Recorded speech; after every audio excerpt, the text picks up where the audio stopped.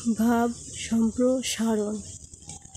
আলো বলে অন্ধকার তুই বড় কালো। অন্ধকার বলে ভাই তাই তুমি আলো। ভাব সম্প্রসারণ এখান থেকে শুরু। যে কোনো জিনিসের ভালো এবং মন্দ দুটো দিক আছে, আর এটা আছে বলেই একটি আরেকটির চেয়ে মহান এবং উপভোগ্য। অবিমিশ্র সুখ, আনন্দ বা সৌন্দর্য জগতের নিয়ম নয়। এদের পাশাপাশি রয়েছে দুঃখ, দৈন্য, ব্যথা, বেদনা, শোক, তাপ ও মালিন্য, কুৎসিতা। বৈচিত্র্যর অপূর্ব সমাবেশী জীবন এবং জগৎ গড়ে উঠেছে। আমরা অনেক সময় ভুলে যাই যে দুঃখ আছে বলেই সুখ এত মহান, এত মধুর।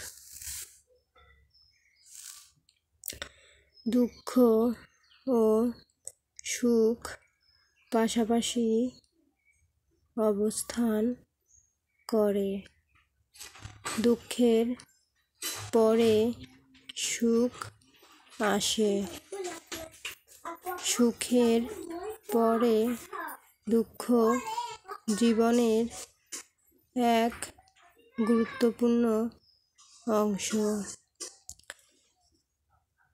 বঞ্চনায় প্রেমকে স্বর্গীয় সুধা দান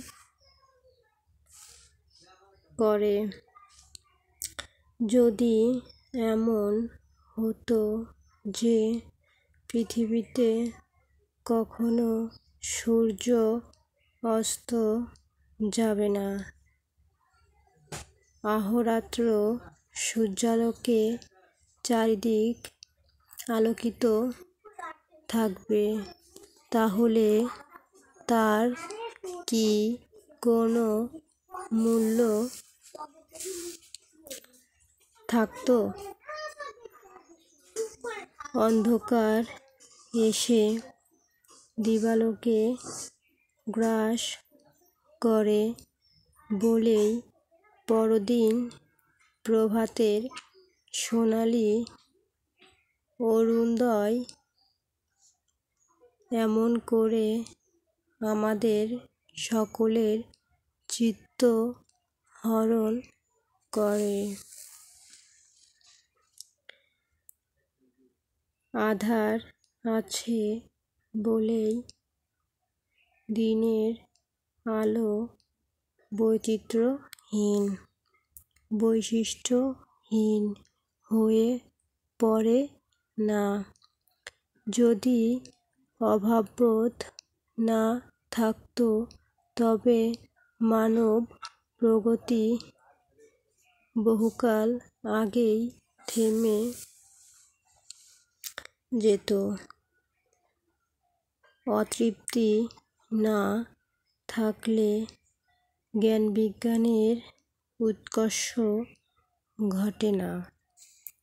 মহৎ বেদনা না থাকলে মহৎ কাজ কোনো দিনই সৃষ্টি হতে পারত না। আলোর রূপ ও সৌন্দর্য প্রকাশের জন্য যেমন অন্ধকার প্রয়োজন, তেমনি দুঃখ বেদনার উপস্থিতির জন্যই জীবনে সুখ আনন্দ এত কাম্য। সব জীবন যদি অটুট সুখ আনন্দে পূর্ণ হয়, তাহলে সুখ আনন্দের কোনো অনুভূতি থাকে না। দুঃখ আছে বলেই সুখ এত বাঞ্ছনীয়। মনে রাখা উচিত যে আঘাতই সান্ত্বনাকে মধুর করে তোলে, বাঞ্ছনাই স্বর্গীয় সুধা দান করে।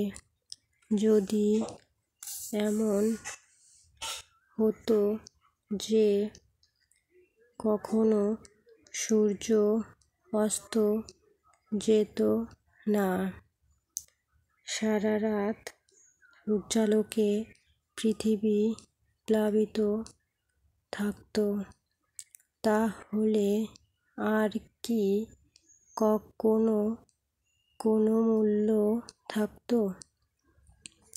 তাই আলোর রূপ ফুটিয়ে তোলার জন্য যেমন অন্ধকার একান্ত অপরিহার্য, তদ্রূপ দুঃখ বেদনা ও অভাবের তীব্র জ্বালা আছে বলেই আমাদের জীবনে সুখ আনন্দ ও স্বাচ্ছন্দ্য এত কাম্য।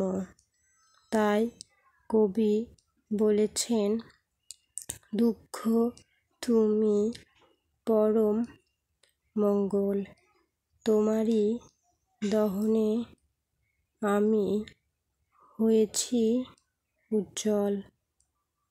কুমুদ রঞ্জন মল্লিক। কারণ ভাব সম্প্রসারণের মাঝে এরকম কবির নাম উল্লেখ করে ছন্দ লিখলে ভাব সম্প্রসারণের মান অনেক দ্বিগুণ হয় এবং নাম্বারও অনেক বেশি পাওয়া যায়। এজন্য ম্যাক্সিমাম ভাব সম্প্রসারণে এরকম কবির নাম উল্লেখ করে ছন্দ দেয়। প্রকৃতপক্ষে জগতে যদি বৈচিত্র্য না থাকতো, তাহলে সুখ দুঃখ আনন্দ বেদনা ইত্যাদি অনুভূতির কোনো অস্তিত্বই থাকতো না। তাই এ জগতে কোনো কিছুই মূল্যহীন নয়। আলো ও অন্ধকার, সুখ ও দুঃখ, সৌন্দর্য ও কদর্যতা একে অপরের পরিপূরক। অসুন্দরের জন্যই সুন্দরকে, অভাব অপ্রাপ্তির জন্যই প্রাপ্তিকে আমাদের এত ভালো লাগে। তেমনি অন্ধকারের কারণেই আলো সত্য হয়ে ওঠে।